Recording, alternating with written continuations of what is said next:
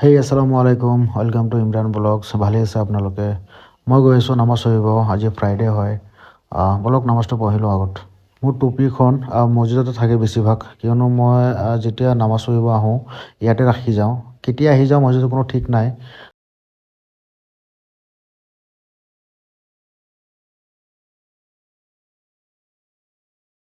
মোৰো জুমা নামাজ পঢ়া হৈ গ'ল। এতিয়া মই গৈছোঁ ঘৰত। ভাবিছিলোঁ এতিয়া টোপনি যাম নামাজটো পঢ়ি, কিন্তু লগৰ এটাই কল কৰিছে। আজি যিহেতু সৰস্বতী পূজা হয়, সি ক'লে কলেজ যাব, খিচিৰি খাব। চ' পিছত ভাবিলোঁ ফুৰি আহোঁ, ৰাতি টোপনি মাৰিম। তো এতিয়া আমি ফাইনেলি কলেজো আহি পালোঁ। বলক আপোনালোকক দেখাম।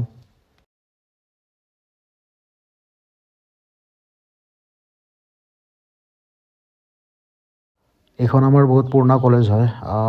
এইটো মই ফাৰ্ষ্ট টাইম বুলি কথা নহয়, মই সৰস্বতী পূজাত ইয়াত মই 3-4 বছৰৰ পৰা আহি আছোঁ। অকল খিচিৰি খাবহে আহোঁ, আহি কিনে অলপ টাইম থাকোঁ আৰু গুচি যাওঁ।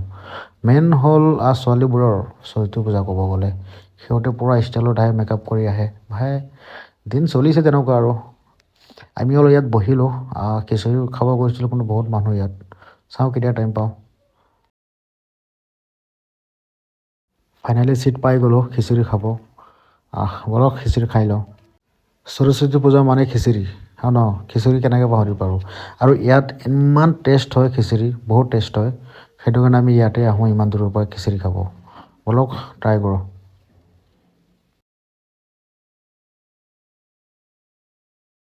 নাচিৰে কৈ আছে খিচিৰি বহুত টেষ্ট হ'ল। পিছত মই ক'লোঁ যোৱাবাৰো তেনেকুৱা টেষ্ট আছিলে, আজি যেনেকুৱা টেষ্ট আমি পাইছোঁ খাই বহুত টেষ্ট হয়।